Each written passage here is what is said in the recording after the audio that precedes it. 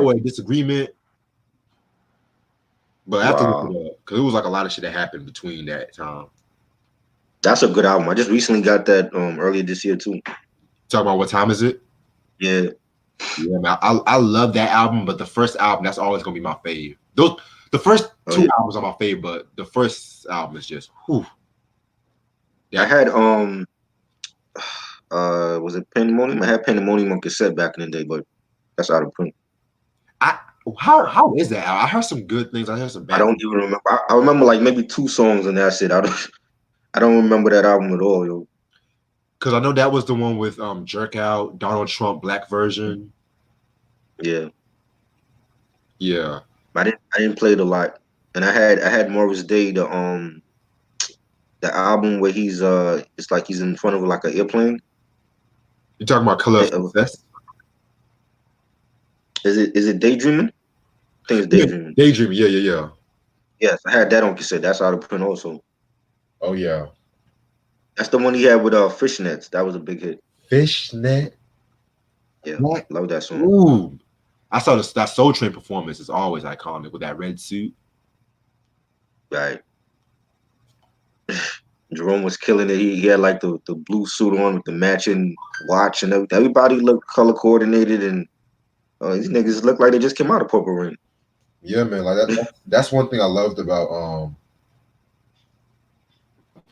that's one thing I loved about the time and shit. They still got it. They still got it to this day. Definitely. Like They said they were coming out with a new album soon. So I wonder if Jimmy Jam and Taylor Lou's gonna do some work on it. I wonder. yeah, that would be dope. That would be dope. Yeah, but You know. one more thing before I actually go Um, on. I just want to say one thing about Tisha Campbell and Tashina right. Arnold and shit. Mm. Who be picking out Tisha Campbell's weaves now? I just want to know. I knew he was gonna say that. I mean, She looked don't like get me wrong. fake Don't get Beyonce me and shit. wrong. Don't get me wrong. I don't like talking about a female's weaves as much as the next person, but the weaves, the dancing, it just got to a Yeah. point. I'm just fed up. Yeah. I agree. Actual age, like you're still a Crazy. beautiful black woman and shit like that, but just actual age and shit. She Like, thinks she Beyonce. let's not go there with Beyonce. Oh God. Can you imagine if she was still on Martin? That's what she would be having on, like trying to portray God, Beyonce. God. I can see that happen. Gina trying to portray Beyonce for Halloween and shit Oh Jesus. with that terrible weave on her head. She looked like a hot mess. She's probably going through some shit with a divorce. I don't know. And when I seen it, like when she be on these other talk shows, she be having her hair up and she shaved the side of her head and all that. Yeah, she did. That's what she did, trying to look like Cassie. Right. And I'm like, why you look like a hot mess on You're the damn near social? 50 years old. Damn near 50. Lord. Actual age, right? You like Tashina Arnold looked good that night, but Yeah. oh my God. She looked thirsty. She was like all up on the dude that played on up on Power. The one I played 50's son. Yeah, I know what you're talking about. Yeah. I'm like, what's she doing? And dude have a woman sitting right next to him. I'm like, damn, just throw the pussy at him already, yo. No problem. Shit. I did like K Michelle's performance though. I did like that. Yeah, And that I'm was not cool. even a big K Michelle fan though. Like, yes, I see you. I see you cheering me in the background. I see you. Yeah, man. Like I said before, like I said, if she does music like that, except for all this heartbreak, niggas Right. ain't shit kind of shit, like maybe I can listen to her, but And she can sing. She can sing. Just that the love and hip hop thing just turned me off from her. yeah, don't get me started on that bullshit.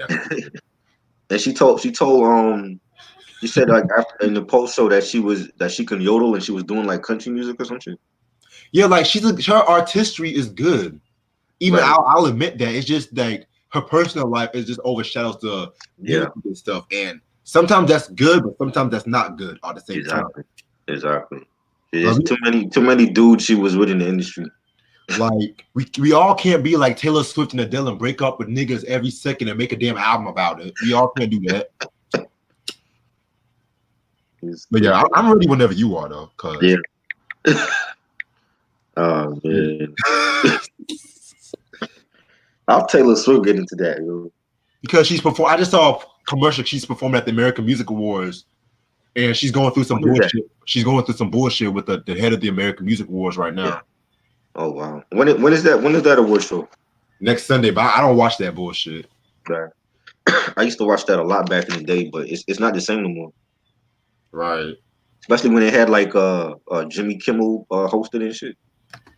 Yeah, I like Jimmy Kimmel as a host. I ain't gonna front. Right. Right. I think the last one they got Anthony Anderson or Tracy Ellis Mhm. Ross. I don't know. That Right. was when Diana Ross got that tribute and shit. That's when I watched it. Yeah, they were hosting the BT Awards and all that. Yeah, man. You know. Oh man. Yeah. Okay. Yeah, definitely had to discuss this album. You know, second album from the Pharcyde is West Coast Group. Love this West Coast Group. I've been a fan of theirs since Passing Me By. I'm not gonna lie because I slept on them like when they first came out, and they were different. Being from the West Coast, but they had like that underground little tongue vibe about them. And when Passing Me By came out, I was a big kid, and they play. I saw that video every day being played on on Rap City and Video Music Box, and but I slept on their first album. You know, the second album now, when I heard Running, that was a great song, and I had to get the album. And I told the story before, how I got the album. My pops, me and him didn't never knew my pops. First time I met him, he was living out in California, and he went to the record store for me and bought this album as well as Coolio Gangsta's Paradise and this Souls of Mischief album and E99 Eternal. So that's how I got this album. Second album from Pharcyde, 1995, Lab Camp, California.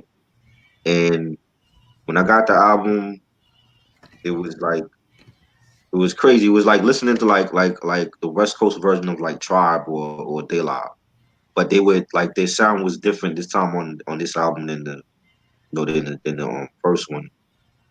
They the first time I've ever heard of Jay Dilla, didn't know who he was really, and you know it's just I think that people sleep on this group, and I definitely wanted to discuss this album. And how did you get into the Far Side, Reg? Like what was your first like memory of listening to this group? Well, try like getting into hip hop. You know what I'm saying? I've always liked alternative groups like De La Soul and Tribe and Right, stuff like that. And so when I heard about the West Coast, and this is when I was little, I was right, never really when I was growing up, I was never really too big on West Coast alternative hip hop right, because I was never really exposed to it being too much growing up. But one group I've always liked was like the Far Side. So right. I checked it. Of course, the song that I've heard countless times, "Passing Me By." Of course, I heard everyone knows that song, and I don't know what it was. Maybe the Quincy Jones sample, or just the way that they were rhyming and shit. And so Right. one day I decided to hear "Bizarre Ride to the Far Side." I was like, and when I heard it, best experience I ever had in my life, in my opinion. Like Other Fish on the DL. Yeah. Soulflower remix with the brand new heavies. Like this was like, and it was released in it didn't even feel like it was released in 1992. Right. And yeah, and when I talked about this album not too long ago, I remember listening to this album, Lab in California. I'm gonna talk more about it when I review it, but when I first heard it, believe it or not, I did not like it when I first heard it like that. I didn't like it like that. Right. But I'll explain why throughout the whole review. But mostly with Passing Me By, that's where it all started with me. And I remember I was there was a vibe issue in that during that year, and they did like a little cover story on Jay Dilla, and talking with Dilla and his work with Tribe, and when he working on Midnight Marauders, and when he was working on this album, and it was just basically like an introduction to who he was. I didn't know who he was at that time until Hmm. I saw that cover story on him, Right. realizing that he formed like a production team with Tip and Shaheed, the Uma production team, and I think Raphael Sadiq is a part of them also, right? Or he Yeah. was, Yeah. Raphael. and Yeah. right, and that was like the first time and then they showed like a picture of him because he had a hat on, and I believe he had like a Columbia windbreaker, or like a Helly Hansen windbreaker at that time, and just seeing him for the first time, I'm like, oh, this is Dilla, and he works with Tribe, and and that was like my first time like seeing a picture of him, and then realizing that he's done so many like hits already for people, Keith Murray and Tribe and Dilla, and you know what I mean. So um, this album sounded different from the first one. Like the first one was like more upbeat, and this one was like more. It was more like somber and darker. Right. Because like the group, they had like personal issues going on at the time, and Oh you know yeah. the album talks about like drugs and fame and broken relationships, and it was a real departure. I think that's why I like this so much more than the first one, because it was a complete opposite from the first album. You know what I mean?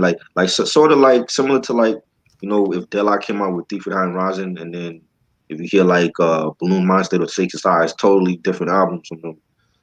Right. And I think it was more I don't want to say commercial. I think it was just different from the first one, but it was like I think this album had more of a impact on hip hop, and it garnered more publicity for the group and more success for them compared to the first one. I But agree. the album is 17 tracks, and definitely gonna talk about the first song. It's called Bullshit. Starts off with sounding like they had like a club or something. You hear like the crowd cheering for them, people applauding, and then um the beat comes in. Dope beat, has a dope beat to it. Um, nice bass line. I like Slim Kid Trey's um soulful ad libs on the chorus, and the background vocals by him. They telling people you got to get up off of that bullshit, stop fighting the feeling. Dope message on that. I like Slim Trey's lyrics where he says, "When my mom gave birth to all that she loved, it's small to others, but it's bigger than love. They did a cross examination of it, but you can't duplicate the state of our relations through translations. That's not the ticket breaking codes and hieroglyphics. Trying to get down to the Pacifics. Dope joint. I think Slim Kid Trey, like at this time, like in '95, I think like he was multi-talented in being a lyricist, and he was doing his little soulful, singing and ad libs, and as well as producing. He produced for the hip hop album for Brian Austin Green from 90210. I thought that was a slept on album. People shitted on it back then, but I think like you could say like at that time like Slim Kid Trey, like if he came out at this time, and like in like in 2019, people would be comparing him to Draco. He raps and he sings, and you know what I mean. He would Right. probably get like flack for that, but back then he was just different, and he had his own lane, and nobody was bitching and complaining about him, like ad libbing on the track or whatever, because he could carry a note, and he displayed it on a lot on this album as well, and I think it was a great song. It has like a darker feel to it as well. It has like a darker tone to it. But I think it was a great song, to start the album off, and let people know that, get off of that bullshit, and great track. Hey man, that's very well said right there, bro, dude. Yeah, bullshit. Very nice way to start off this fucking album and shit like that. Um, like what I got from that track is like get off like the bullshit from the radio, pretty much. Right, And but at the same time, it's a double entendre me, like you mentioned about get off the bullshit with your life and start doing better with one's life and whatnot. right. Um, like you mentioned, I want to piggyback what you said about Slim Kid and shit like that because even back at that time, from when I looked up, the Far Side got like a lot of flack, Mm-hmm. from a lot of people and shit like that because of the harmonizing and singing and whatnot, and Right, with them being from the West Coast, people expect them to always either do like gangster rap or whatnot, but at the same time too, there was plenty of West Coast rappers that were not gangster rappers, and I'm gonna get into that list in right. another day, but my whole thing with this song was the fact that it was definitely with this song that you can tell of a new change that's come towards the Far Side. Yeah. So yeah, that's what I have to say about bullshit. And that was produced by Jay Dilla as well. JD. Um, JD, yes, JD. He used to call. He used to. I forgot he was JD first, and then Yeah, later on he was Dilla. yeah. Mm. I just had to throw that out there because as a JD Dilla fan, I just have to like throw that out there and Right, shit. But right. Yeah, I'm so used to calling him Dilla. I forgot he was called JD in the beginning. He had so many names. He had a Dilla Zilla and shit like that, Dilla Tastic. So Dilla-tastic. yeah, Okay, um, I'm glad you don't go by that. he had like different monikers and shit over the years. But the Dilla, I'm so used to hearing him as Dilla now. I feel you.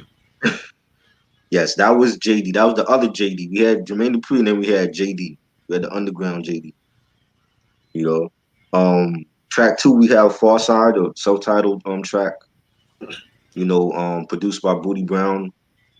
Love the beat for this. In the beginning of the song, we had like a girl like asking. She sounded like a groupie chick, and she's asking Fat Lip, about like she heard like a new song on the radio, and he's like, "Nah, you ain't hear that. We ain't released no song on the radio. What you talking about?" And they have like their little convo in the beginning of the song, and then the beat drops and real dope beat by Booty Brown. Like the bass line for that. I like the chorus with them like incorporating all like the group's names in the chorus. That was dope. And Booty Brown, I liked his verse where he said, because I leave the tricks alone because their name is not David Copperfield. Pockets never don't hate it, so let it be slated. Niggas couldn't fade it with an edit. And Xerox MCs are pathetic. They trying to duplicate, but they coming out synthetic. My name is Booty Brown, and phony MCs forget it. Thought that was dope. And just like I said, like the chorus, Imani Booty Brown, some kid love that the way that they did that chorus and having like all of their names in the chorus. Just a solid cut. Yeah, man. Not really one of my favorites from the album that I will go back to listen to, but at the Right. same time, very unique song. Yeah. I personally, I'm not a fan of whenever an artist, well, besides Black Sabbath or Right. Earth, Wind, and Fire, whenever an artist does a song and they name it after themselves, I'm usually not a fan of that. Right. I just feel that's kind of lazy, and most of the time, the song is probably like not that good in my opinion. But Right. with this one, it's passable with this one. Right. Yeah. Oh, Yeah. and Booty Brown, that's dope beat by Booty Brown too. Oh yeah. That was cool. That's Far Side, subtitle track. That track three we get to Groupie, and the track starts off with this is produced by Diamond D, the legendary producer from Digging in the Crate School. Shout out to him. And the track starts off with like it seems like they're watching TV, and like one of the members are like going through the channels, and like you know you could hear Slim Kid Trey in the background. He's like, "Man, niggas should be reading books and let's play Madden," and you know what I mean. Yeah. And then you hear Fat Lip saying, "Man, let's go get some grub." And they get to like this, they're flipping through the channels and they get to like this infomercial, this ad or whatever, and Right. you hear the guy, talking about he think I used to talking about like groupies or some shit, or I forgot what the ad was saying, but he was talking about like something in the ad, and like he gave out like a 1-900 number, Yeah, I know it's like a groupie line, like some right? shit or some shit. I Like know. groupie help and shit, groupie rehab, Right. Talking about the groupies, when these artists get famous and they go on tour and you get get the groupies at your backstage and at the hotel room and shit, and you know uh um then you hear the beat drop and a real regular boom bap beat by Diamond and nice bass line and it sounds like a xylophone being played as well. Um, Yeah. Dope scratching by Diamond. He samples "Ladies First" by Queen Latifah and Moni Love. You hear Moni Love's voice on the sample, and you know Booty Brown. He warns people. I'll let you break music, but I won't let you break my heart. That was like at the end of his verse on the song, and I like Slim Trey's verse where he says, "You just overcast and your ass is shady, trying to block the sunlight with all of that hype. And now I'm discontinuing all of this pipe that I've been laying. As long as you keep swaying to another cruise tempo, I gotta let you go, and that's simple. So get it through your two temples, cause I'm trying to live fatter than a blimp hole, and you exempt. And I won't simp on the write off, so step out my world and turn the light off." And him, I love that verse because it's so descriptive and him like telling this shit like, yeah, we used to fuck, but I seen you over at this other cruise, fucking with this other crew and you dancing to their music and you trying to get with them, and but you trying to bring stress and pain to my life, and I want you to step and bounce. And I thought his verse was like one of the best on here, and it was simple, but it's descriptive and it's detailed, and you can understand. That's like that sums up the whole song in his verse to me, and I thought that was a great verse and a great song. One of my favorite songs on the album. I think they should have did a video for this, like an underground video or whatever. Right. But and to have like Diamond D, like the legendary Diamond D, who's worked with another West Coast crew, the Alcoholics. He did stuff for their second album. I thought Yeah. it was dope. Dope cut. Groupie therapy. Very, very nice. Well said. True try. Yeah. Groupie therapy, man. That was a very dope song. Diamond D, like you said, dope beat from Diamond and shit like that. Right. Um, never thought I would hear Diamond and Pharcyde on a track before I heard this album, but Right. yeah, pretty much they killed it. What I got from that song is pretty much like a chick song, but kind of warning the artist about the groupies and whatnot, like staying away from the fucking groupies, because most of them are out for trouble and shit like that. Right. Like, look at fucking Jim Morrison with Pamela and shit. You know what I'm saying? But that's a different story for a different day. Shit, you lost little girl, but y'all know. Who I think low key, if I was to pick like who had like the best verse, I want to say Fat Lip. Especially because one thing I've always loved about Fat Lip is this way this motherfucker is so descriptive with this shit. Like how he says some shit like, and as my status elevates, I see the baddest eights at the backstage gate looking great straight, waiting Right. for a nigga. So now I figure, hey, I only live once. I'm going all out today. Like I like that fucking line and shit. Homeboy definitely, what's his name? Fat Lip definitely did his thing. My personal favorite member from the group. Right. So yeah. Dope artist. Mm-hmm. I think definitely Fat Lip did his thing on this album a lot. Him and Oh him. My favorite is Slim Kid, but I definitely think Fat Lip came with it on this album. yeah, they all came hard and shit. Yes, especially on the next track we're gonna talk about, track 4, "Running." Oh God. Why you say, "Oh God"? I never liked this song. Really, you never liked it? Yeah. Oh But wow. I'll save it. I'll save it. Did not know that. Yeah, "Running," produced by Dilla. Um, this song, this was the second single. The first single was dropped. The second single, this was the second single. "Running." Um, I think it's one of my favorites, definitely on here. Like I love the bass line, the beat, the horns. It's real jazzy. You know, the scratching on there. They sample Run's voice from Run DMC on a Rockbox track. You know, the guitar and the bass was sampled from a Brazilian bossa nova song called I know I'm gonna fuck this up. Saudade Vem Correndo, You got and by Stan Getz and Louise Bonfa. And on the chorus, there's a male singer on the chorus. Now, to me, it sounded like Darius Rucker from Hootie and the Blowfish, but I know it's not him. oh God.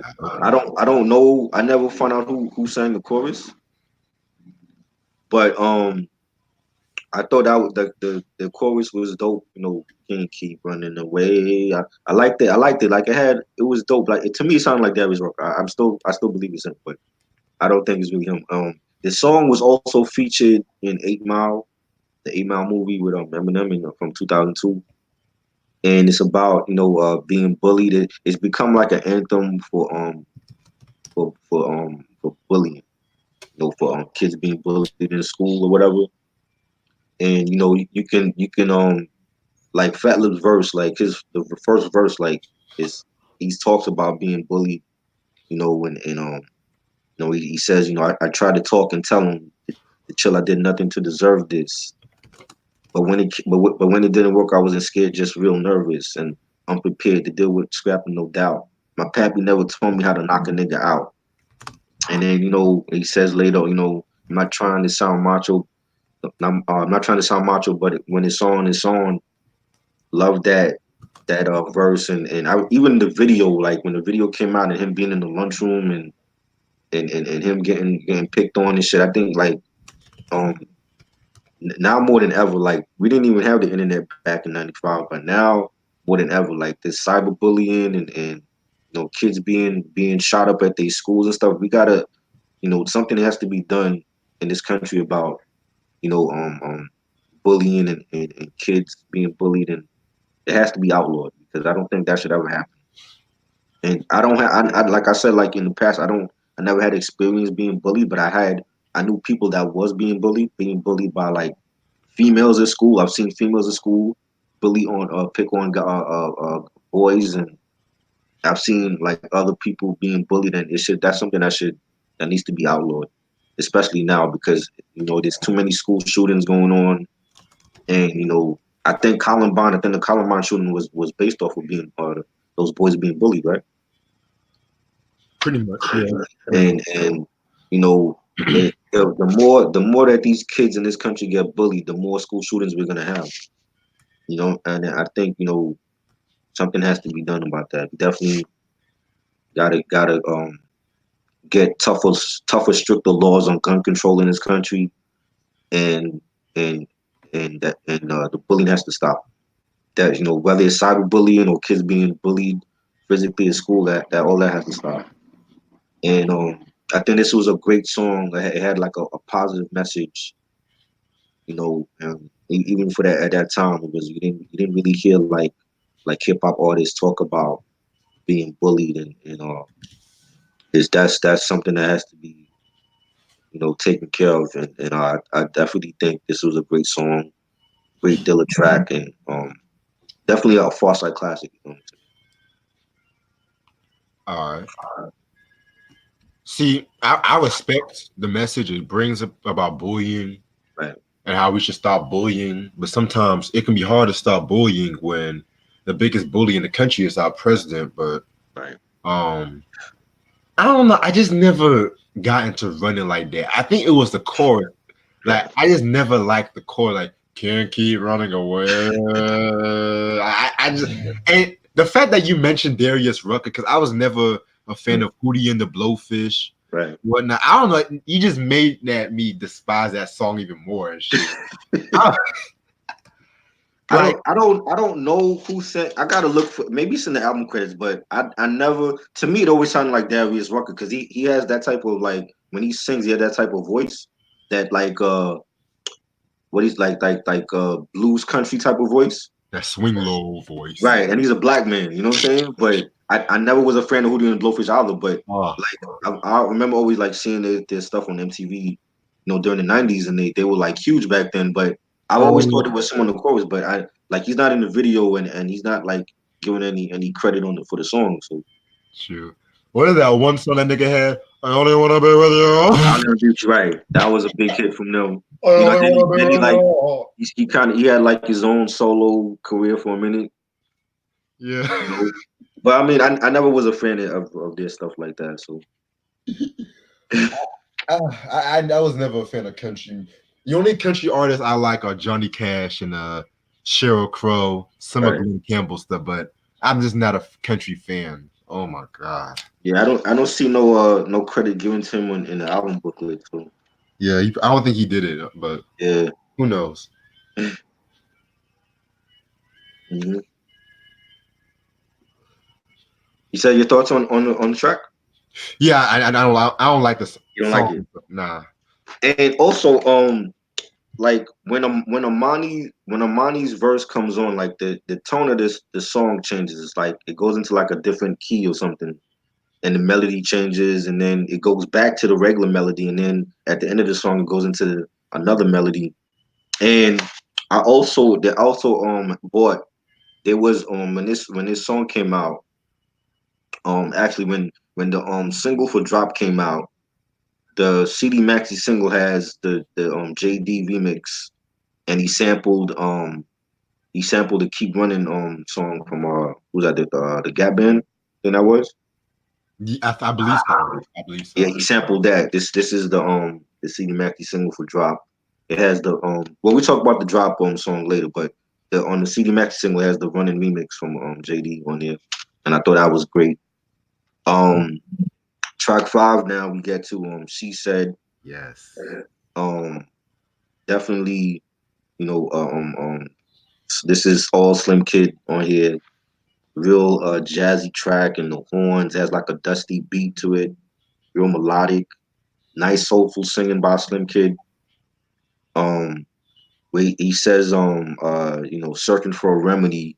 Now she loves a man, but there's a different type of chemistry, and he's talking about relationships. And this song too, the background vocals to me, when I was listening to it, the background vocals, there's you can hear Slim Kid's Trey voice on there, and then there's another voice on there, and I don't know if it's really him, but at like towards the end of the song, like the ad libbing and the background vocals, it sounds like Michael Jackson. And I know it's not Michael Jackson, but whoever is singing the background vocals, they really did a great MJ impression, because it sounds like a lot like Michael Jackson to me on that song. I want to say that And Slim Kid. that Slim Kid sounded like Michael. Yeah, that part like now daddy's home and he's Nah, but been. like towards the end of the song, is like it sounds like Michael. I want to say like Michael, like from Off the Wall era, Michael. Just like it's like towards the end of the song before it goes off, and I hear like the background ad libs. I'm like, yo, that sounds like Michael Jackson, and I know that's not Michael Jackson, but Yeah, that's Slim. whoever did that, that impression was on point, because it sounded like Michael Jackson. Mm-hmm. And it was produced by Slim Kid as well, and Fat Lip is on it as well. I forgot about Fat Lip. But to me, this is all Slim Kid right here. This is like something I could hear him doing like on his own solo album, and just a real soulful track, and talking about relationships, and he's talking about this one chick. And I thought this was a great song. Right, man. She said, I gotta keep it a buck with you. Like this is probably like the best single off the whole album because Right. the singles I look you had a as problem with the singles, Mm, but I'm gonna talk more about that when I talk about Drop. right. But this song right here is just like one of my all-time favorite Pharcyde songs. Like Right. what I got from this track is like basically right, like you're chilling with the girl who don't want to have sex, basically, Right. and it's basically like one of them kind of songs. It is a very relatable song, and it's like Fat Lip verse. Hmm. Oh my fucking god! Like best verse on the whole fucking song. Like Right. just the flow. Like I was high like the vocal tone of my nigga Booty Brown. Decided to take a ride to see what's really going down. Up the way he was flowing his Oh yeah. cadence. Jesus Christ. And JD, man, like JD, this beat, this and the remix, like the Yeah. remix, my nigga. That's on the Greatest Hits album. Yes, Yeah. I think I like the remix more, like that. Dun dun dun dun, bump bump, woo! Yeah. And it always makes me mad with these J Dilla fans because the fact of the matter is they always want to mention the Slum Village, the Right. comics. I love that, but niggas don't talk about the shit he did with Dilla and the Pharcyde. Exactly. Like, name some other motherfucker that was making beats like that back at that time too. But Yeah. with all truth be said, like I think it's like my second favorite song off this album. Like she Right. said, very dope song. I love this song. They all did their thing, and like you said with the singing like that, Michael Jackson impersonation. Yeah, that was Slim Kid and shit. Okay. And that's nothing. He's an underrated singer. That's all I'm Yeah. gonna say. And yeah, that was the third single from this album as well. I never saw the video. Does that have a video for it? But I never saw the video. I gotta check that out. Yeah, they And have two videos. huh? One video for the OG and one video in Amsterdam for the remix. Right. And yeah, that's from the JD remix is on the Sideways Best of the Far Side Greatest Hits album. Yes, sir.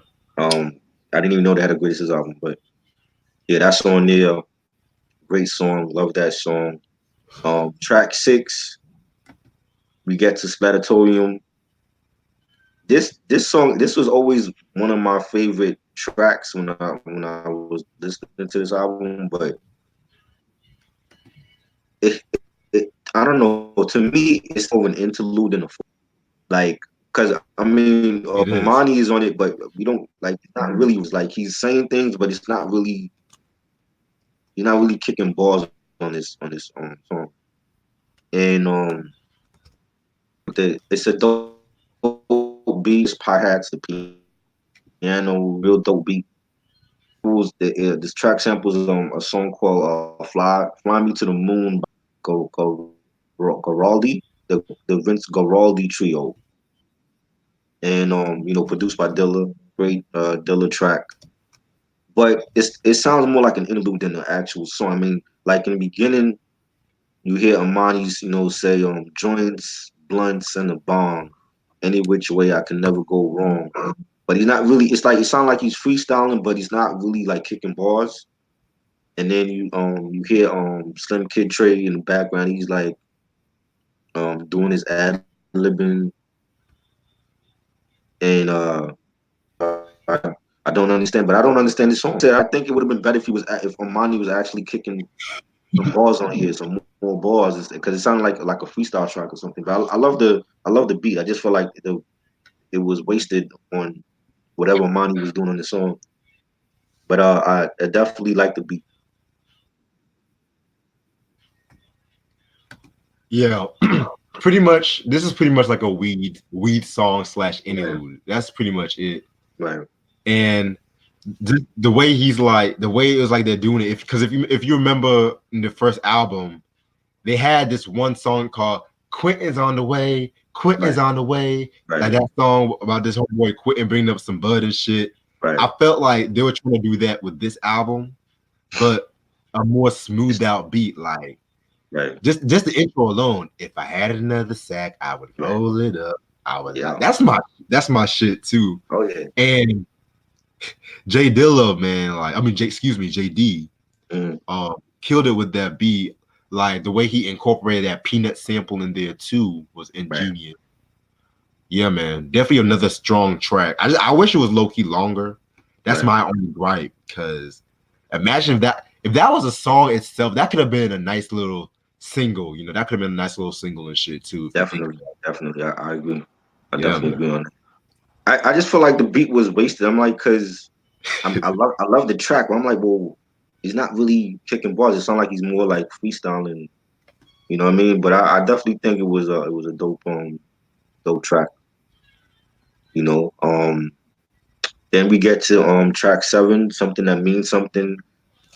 This song, I remember when this album first came out, I remember listening to Master Flex, and he played this a lot on during his his spins on Hot 97.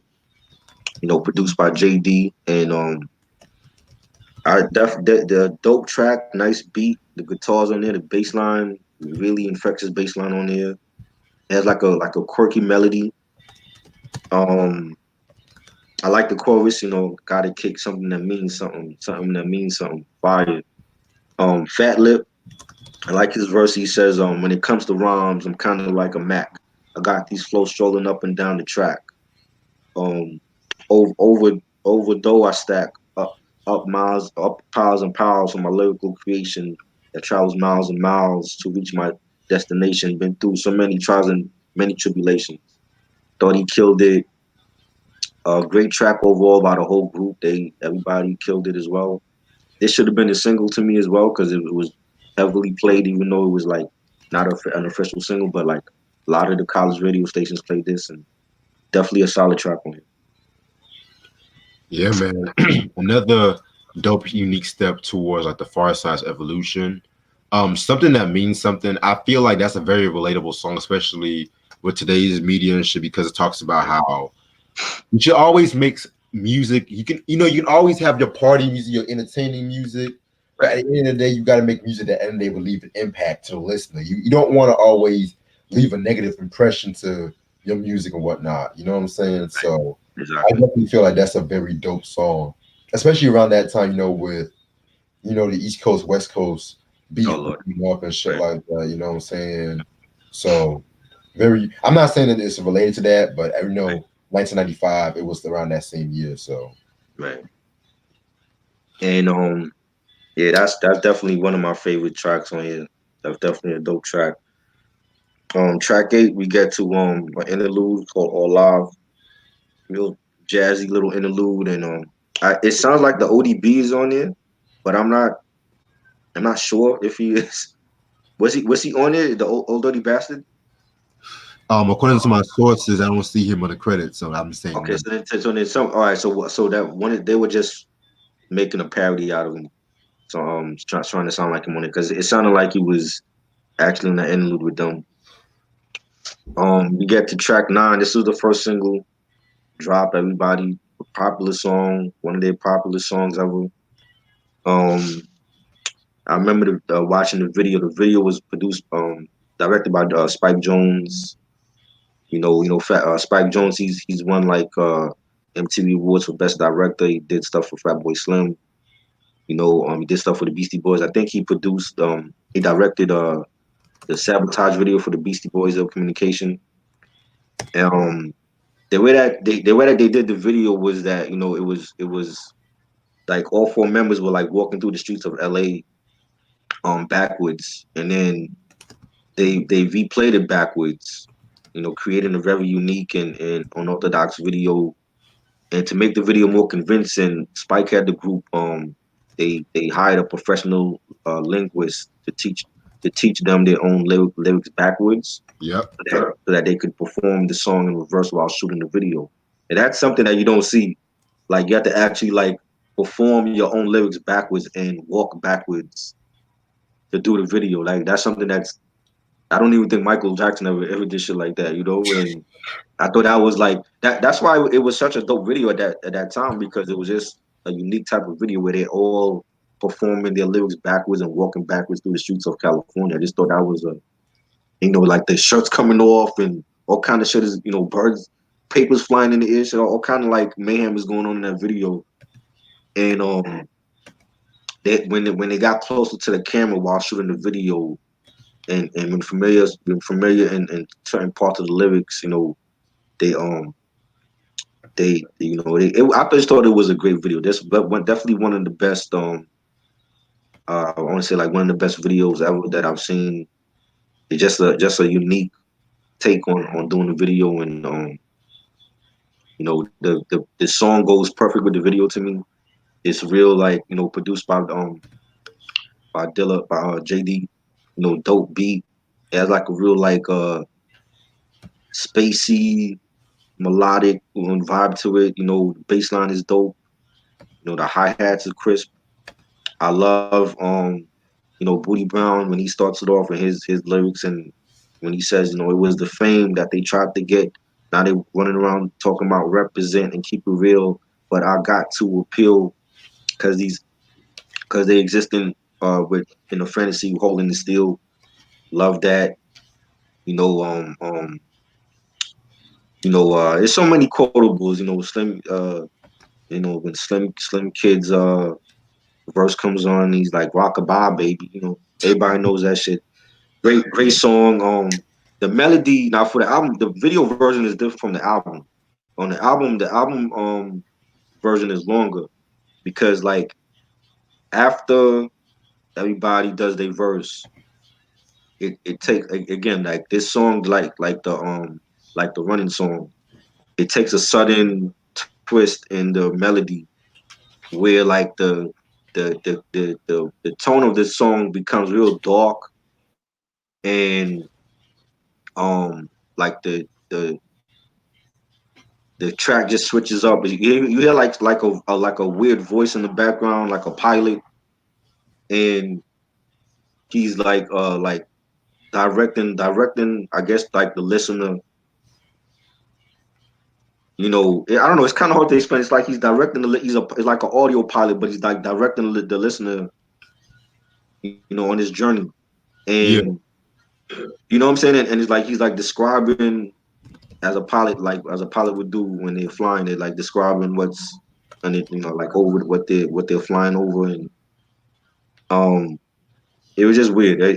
It was like this is like a real bizarre ride. It was like really weird, and and just the way that JD crafted this track, it was just on some different shit. And it felt like they were like beginning to fly into hell or something. Like it was just weird. It was just a weird. You got to hear it. If anybody hasn't heard this album, you got to hear the album and listen to the drop song on this album because it's a long version compared to the video, and it was just like a visual. It was just like an audio journey. You know what I'm saying? And I don't know. It's hard to explain. It was just like a weird after the actual song is like it's an extended version of this song. It's just like a weird journey when this voice comes on and he's like a pilot and he's like taking you on a journey. When you listen to it, but I thought it was a great song. The remix now. I want to talk about the remix. There's a remix for this. It was done by the beatminerz, and the beatminerz. They used to play the remix for it a lot on like college radio stations, Stretch and Barbito and Future Flavors, and that's the main reason why I bought the remix for the beatminerz remix, and then it came with the running remix by JD or whatever. But I love the remix as well, but I also love this version. And just a great video concept, a great song. Definitely one of my favorite, probably my top three favorite, Pharcyde songs of all time. And I love it. Shoot. I have to be really honest with you guys. This was another song I didn't care for, Right. but I do like the beatminerz remix of it. Yeah. And, That's fire. oh yeah, the remix is fire. Don't get me wrong, man. Like, Yeah. but like over the years, my opinion on Drop kind of grew over the years because I never really knew about the nigga teaching how to rap it backwards until like I looked up Right. this album a while back ago. So Mhm. like again, that's a very unique thing, especially regarding hip hop as well too, because nigga, I don't think like these niggas today would rap backwards and shit like that. You know what I'm saying? But Right. yeah, man, Drop. It's a very these days. I don't really care for it, but it's a solid song and shit. I'll mostly prefer the remix by the beatminerz, in my opinion. Right. And it's almost like when all that when the whole East Coast West Coast thing was going on, Pharcyde didn't get involved in that. They were like one of those artists that was like they were doing their thing. They were focused on just doing them. They wasn't trying to be a part of that coastal beef. And I think you can hear that in Booty Brown's verses where he's like all that gun talk. We ain't about that shit. We doing our own thing, which is for the culture, for hip hop. And I think it was like a direct.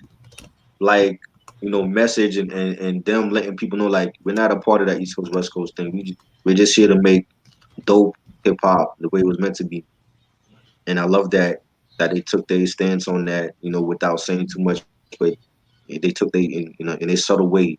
That was their their message to everybody that we're not going to be a part of that. And they sampled the Beastie Boys, the new style, and they used the same reverse sample technique that they accidentally came across with Rick Rubin. You know, um, and I thought that was dope. Beastie Boys, legendary group. Um, just a great track. Um, Now we get to track 10, Hey You. Um, that produced by Slim Kid. Great song, dope beat, bass line. I like the guitars on it. Um, it has like soulful ad libs by Slim. Real melodic jazzy track. You know, you hear like the little sample, "Hey you." Like I like the chorus. I mean, cause you hear little sample in the chorus. "Hey you, can I take up a moment of your precious time and realize and define the whole truth to you? Yeah, yeah, take up a moment to clarify this for you." I thought I liked that chorus. The Amani verse, I liked his verse. He says the word I heard is that your vision is blurred, and that's why and that's why you be speaking the word so absurd, but you get exactly what you deserve. Thought that was dope. A dope track, real solid, nice beat. I like it. Yes, and Hey You, very dope track as well. Definitely nice usage of the dramatic sample and Right. stuff like that. Because y'all should know like the Dramatics have a following in the West Coast because it was ever since Snoop sampled I mean brought them to that song Doggy Dog World and shit. So Right. they had like a dope sound and shit. So yeah, I just felt like it was a very dope song as well. Very solid song. Oh yeah, Oh, by the definitely way, is. Try, if you hear like some movement in the background, I'm just getting ready for work because I'm out at It's work cool. at 5 and shit. It's cool. We almost finished. All right. Track 11, we got Why. Um, dope track. Definitely loved it. It has a dope melodic, jazzy type of feel to it. Nice beat, bass line, the scratching, nice background vocals. The group on here, they contemplate. Well, they're talking about shady friends and you know um like the world being fucked up, which is something we could relate to now. Right. And it's one of those songs when you hear it's like what's going on in the world today type of song. You know what I'm saying? And they're talking about why people steal and kill and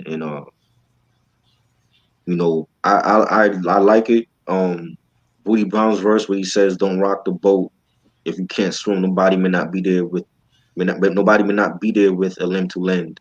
This is the end. Still, I cannot explain the fact why in the fuck shit gotta be like that.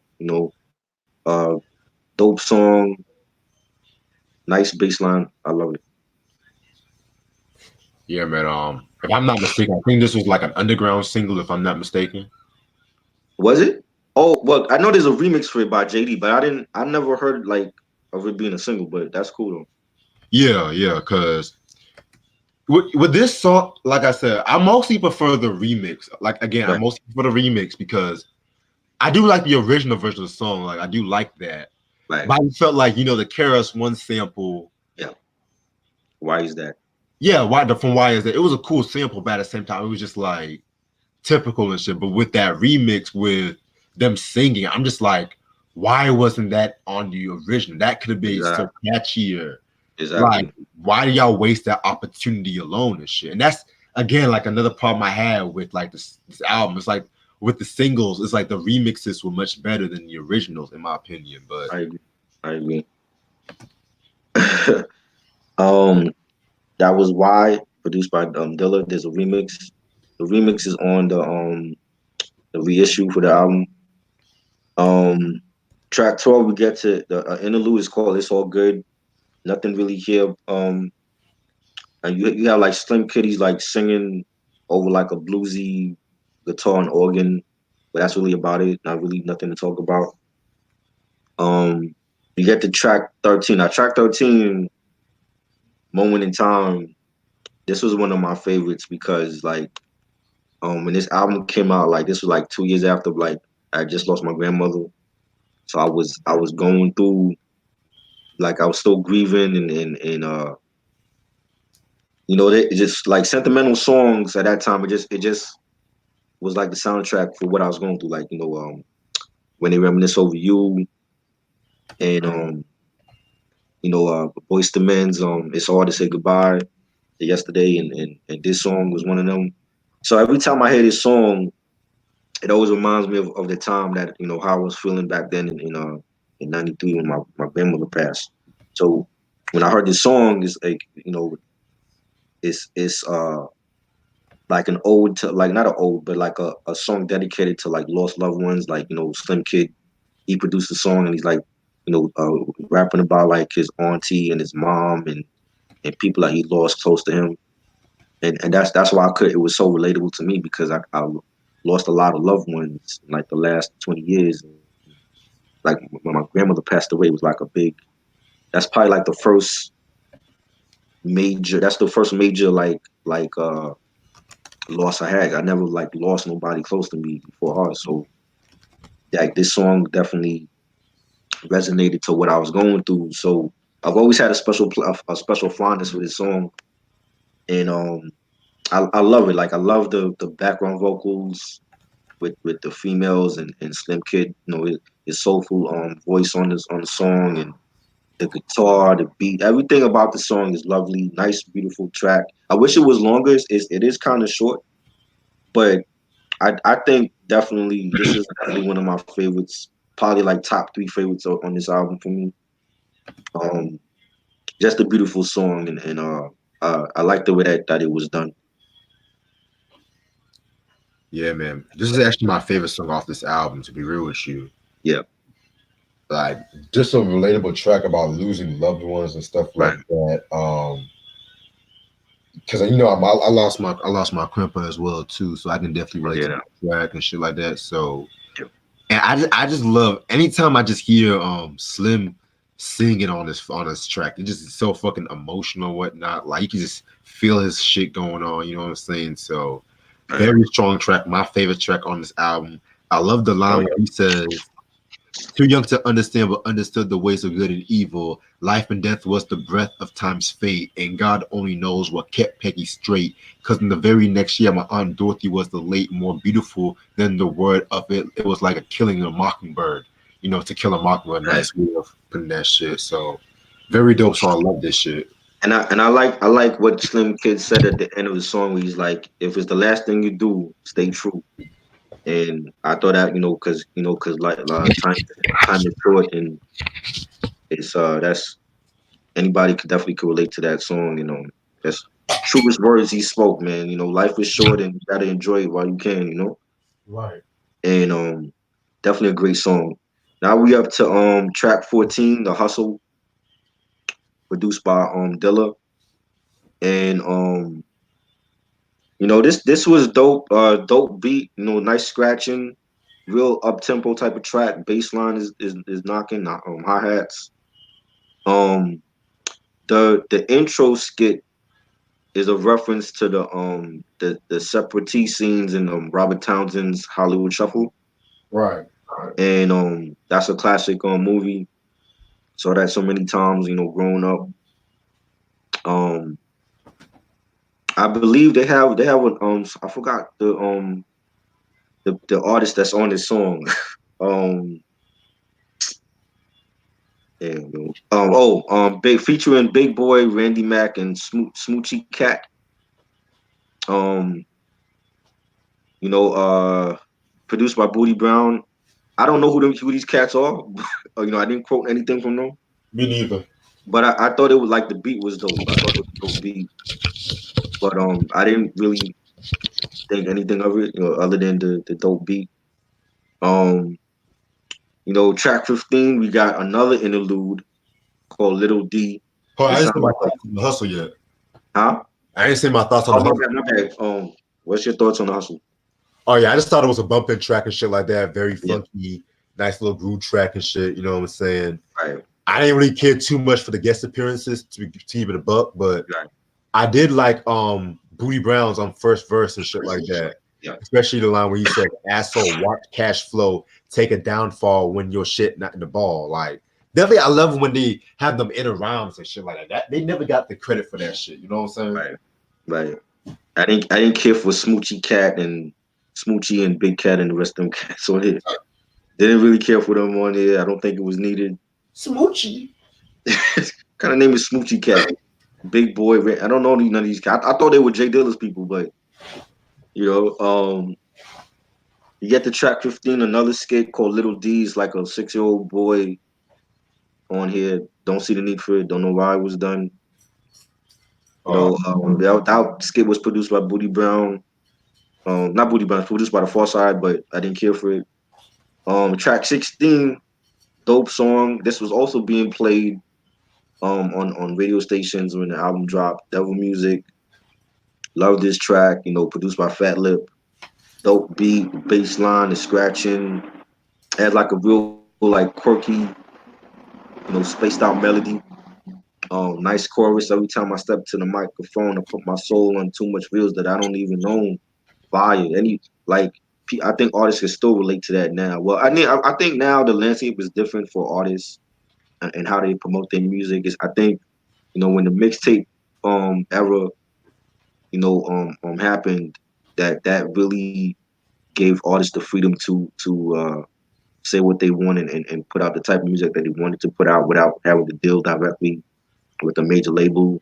50 Cent and Weezy and Dipset. I think they opened the doors for a lot of artists to become independent later on and use like social media platforms like YouTube and SoundCloud to promote their music and their brand. So I think the landscape is different for artists. I mean, but at this time it was like, the far side they're talking about being, jerked around by the record labels and, they feel like they were like selling their soul to the labels and all that and not seeing a dime for it or for their work and you know, just a dope song.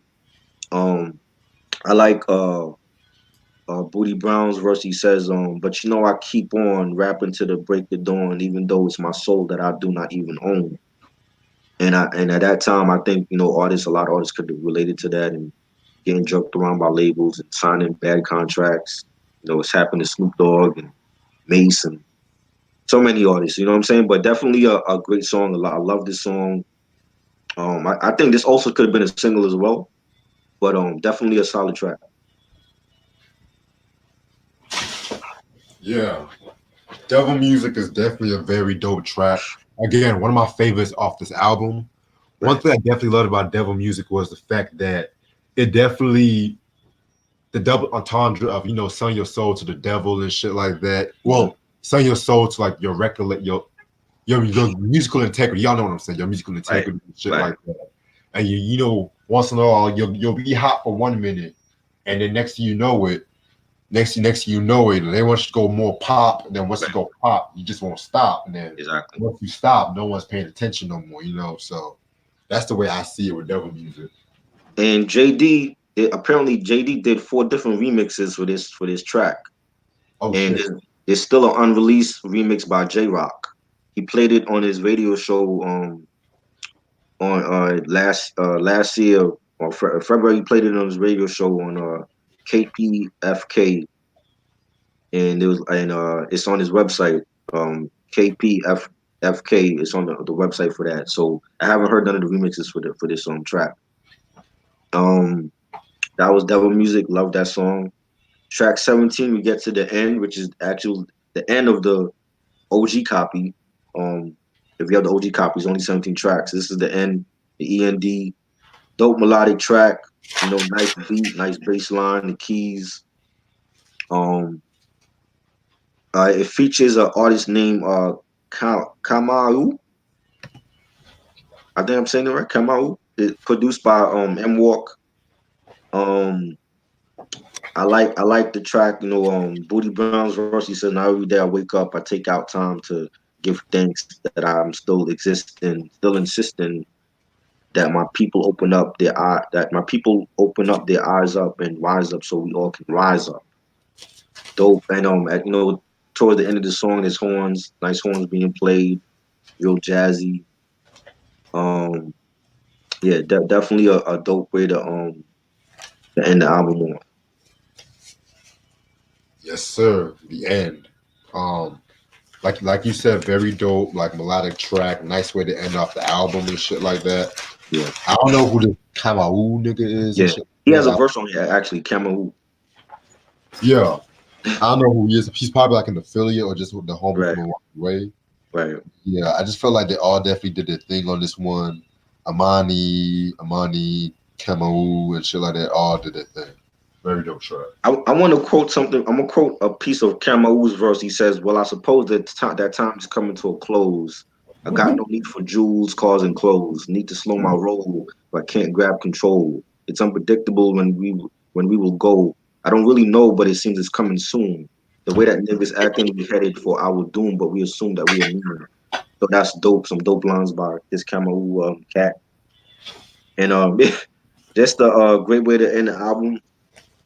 I definitely feel like this is my favorite Pharcyde album. But I think Bizarre Ride is heavily slept on as well. I think those are like their best two albums. But this is my favorite album from them. I think it's a classic, real soulful and melodic. It has like a darker tone to it, because they were like discussing about fame and drugs and broken relationships. And I think Dilla coming on and giving them that production was like a nice added touch and giving them a different sound for this album compared to the first one. And when you have like Diamond D giving you a track, and I thought that was dope. And it has like a West Coast boom bap feel, like a native tongue type of feel to it. Um, just a great album. I think Fat Lip did his thing lyrically on here. Slim Kid Trey did his thing, with his bars and his singing. And my favorite three tracks would be Drop, Something That Means Something, and Moment in Time. I love Devil Music also. I gotta throw that one in there. 'Cause I love that song. And just a great album. Like, I definitely feel like this is like a staple, a golden era staple album for that time, and definitely needed to be discussed about more. And I'm glad we did this. I definitely think it's a classic album. Yeah, man. Like I like the album and shit like that. It's not my favorite album because Bizarre Ride always wins and shit.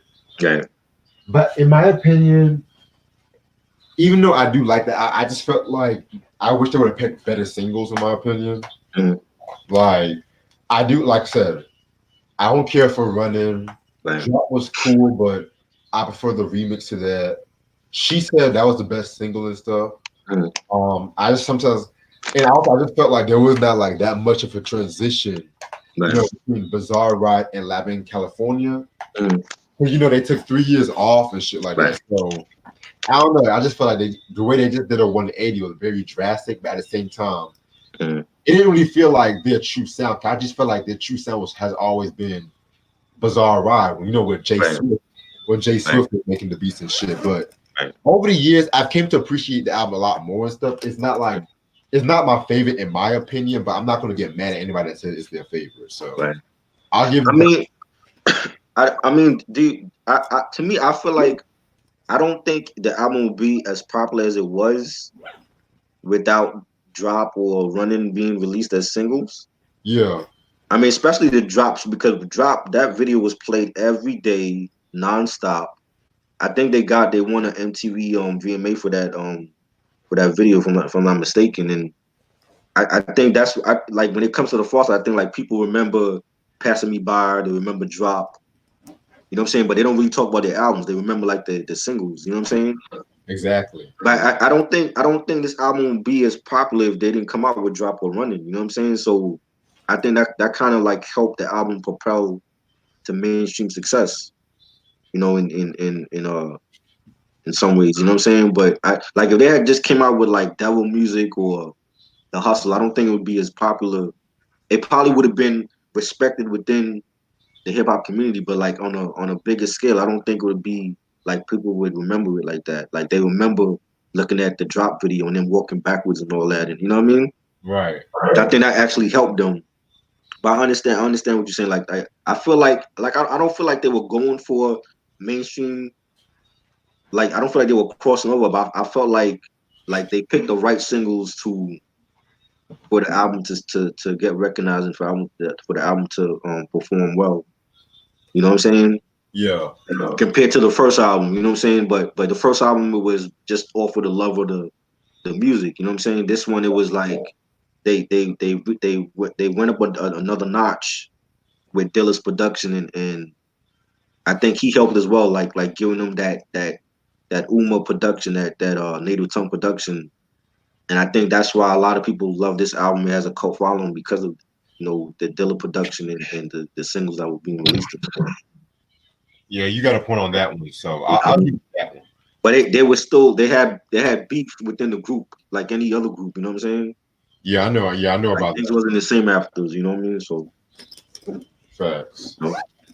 But this was great. I definitely wanted to talk about this album for years. So I'm glad that we finally did it. Yeah, I'm glad we finally did this shit too and stuff. You know what I'm Yeah, saying? for sure, man. Yeah, dope review. Yeah, no doubt. As always, you know how we do, man. Yeah, facts. You know. So that's the end. That's the definitely pick up this album. Is it still in print or is it out of print? It's still in print. Okay, and there's a re-release that came out in 2012. You said right? Actually, I think it came out like a year or two ago, if I'm not mistaken. Oh, okay. There's a re-release. The reissue of the album has bonus tracks where there's like a remix for Y, and they have like some unreleased songs that didn't make the original album cut. I haven't heard them. I gotta listen to those other songs. Pandemonium, that was from the Street Fighter soundtrack. That's also on the re-release. They have a video for that. I'll put the link for that in the description. But just a great album. If y'all haven't heard the album, definitely check it out. To me, it's a classic, a golden era classic. So I'm glad that we discussed it finally. Right. This we'll definitely catch y'all in the next one, the next episode. I don't know which one I'm gonna do next. I gotta think about which album I'm gonna discuss next. I got a few ideas, but I'll let you know, Reg. All right, bro. So peace, y'all. Peace. I hit you Later. up. All right. All right, cool. All right.